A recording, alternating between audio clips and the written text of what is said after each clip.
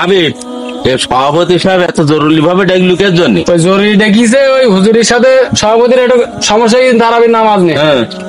হুজুর নাকি এই তারাবির নামাজ একটু বেশি সময় পড়ে, এই নিয়ে সমস্যা হয়েছে। আচ্ছা, তাই আমাকে জরুরি ডেকেছে। তা ভালো হয়েছে, সভাপতির সাথে একটু জ্ঞান দেওয়া হয়েছে। সুদ ঘুষের ওয়াজ খালি করে, ওই ছাড়া তো আর নেই। জুম্মায় সুদ ঘুষের ওয়াজ করে। এখন তুই আমি ছাড়া তো সুদ ঘুষ খায় না, আমাকে পক্ষে ছাড়া ওয়াজ করে না হুজুর। ওই ওসিলায় বের করে দেবেন, চল হাত দেই। সেক্রেটারি সাহেব, তোমাদের আসতে লেট হইতিস বলি আমি আগে আসলাম। ওই উজুর ওই পাশে রয়েছে, চলো বোঝাপড়া করছি, এটা বিধিবিধান ভাঙছি। বুঝলাম, সবই তো শুনলাম, বুঝলাম। সভাপতি সাহেব আসলো কই? আমার তো ফোন দিল, বললো তো এই জায়গায় দাঁড়াতে। ওই তো জিজ্ঞাসা, সভাপতি সাহেব আসসালামু আলাইকুম। ওয়ালাইকুম আসসালাম। হুজুর, আগের দিন আপনি যে বিয়াদবি করেছেন এই কথাগুলো আমি ক্যাশিয়ারের সেক্রেটারির সঙ্গে সব কথা বলেছি, তেনারা এই বিচার করবে, তাই আমার সঙ্গে ফিরে আমি আপনাদের কাছে নিয়ে এসেছি।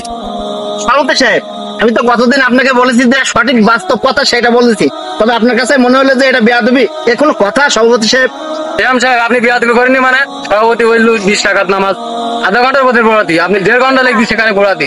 কেন এসব কোনো করেন কেন? আর জুম্মার সময় ওয়াজ করতেছেন সুতি রস, ঘুষি রস আর শরীর ফাঁকি দেওয়া রস, এই 3টি ওয়াজ ছাড়া আর নেই আপনার। এরকম হুজুর আমরা মসজিদে রাখবো না। ইমাম সাহেব, তুমি এই সেক্রেটারি সভাপতির পিছনে ওয়াজ করো, তোমার মতন ইমাম সাহেবের দরকার নেই। তুমি আরেক জায়গায় পথ দেখো।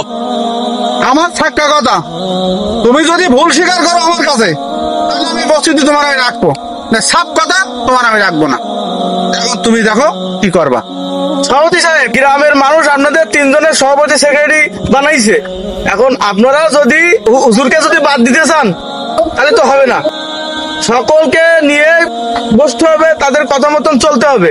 আর আপনি যে বাদ দিতে চাচ্ছেন, সে একটা 30 পারা কোরআনের হাফেজ, আপনি কি এটা জানেন? তার সাথে কি আপনার যোগ্যতা মেলে? ঠিক কিনা? ঠিক। সভাপতি সাহেব, আপনার ভুল ধরা কিন্তু ঠিক হচ্ছে না, কারণ সে 30 পারা কোরআনের হাফেজ, তার বুকি কোরআন আছে। সে আমাদের ভুল ধরবে, আমরা চাইলে কিন্তু তার সম্মানের জায়গায় আমরা যেতে পারবো না। এটা বুঝতে হবে আপনাকে, আমাদের মন মানসিকতা পরিবর্তন করতে হবে, তা না হলে কালকে আমাদের ময়দানে ধোয়া খেয়ে যেতে হবে সকলকে। সভাপতি সাহেব, আপনি যেটা ভাবতেছেন আমি কিন্তু ওইভাবে কোনো কথা বলি নাই। এই কথাটা যদি আপনারা যদি গায়ে টেনে নেন তাহলে আমার তো কোনো কিছু করার নাই। আমি তো কোরআন এবং হাদিস থেকে কথা বলি, তা যদি আপনারা যদি একটা নেন গায়ে, তাহলে আমি কথা বলবো কিভাবে? আমি কিন্তু কারোর পক্ষে কোনো কিছু বলি নাই। তো আপনারা আসেন, এইভাবে কথার ভুল না ধরে আমার কথাকে মেনে ভালোভাবে চলতে পারেন, ভালোভাবে চলবেন, এইভাবে নিয়ত করেন, আখিরাত এবং পরকাল উভয় দিকে আপনারা কামিয়াবি হতে পারবেন। হুজুর, আমি তো বুঝতাম না যে এই কথাগুলো মনে হয় আমাদেরই বলতেছেন, তাই আমার তো রাগ উত্তেজিত হতাম। আমিও তো জানতাম না, আমি মনে করতাম যে কেউ মানে হুজুরের সাথে বলিছে তাই হুজুর এই কথা বলে, কিন্তু আমিও তো জানতাম না। তাহলে তো এটা তো আমাদের ভুল, অবশ্যই আমাদের এটা সংশোধন করা দরকার ভুলটা। তা যাক হুজুর, আমরা আপনার পাশে আছি, থাকবানি, দোয়া করবেন যাতে আমরা এই কোরআন ও হাদিস থেকে বেশি বেশি আলোচনা শুনতে পারি, সেই তৌফিক দান করে যেন আল্লাহ আমাদের। এবং মেনে চলতে পারি, আমাদের জন্য দোয়া করবেন হুজুর।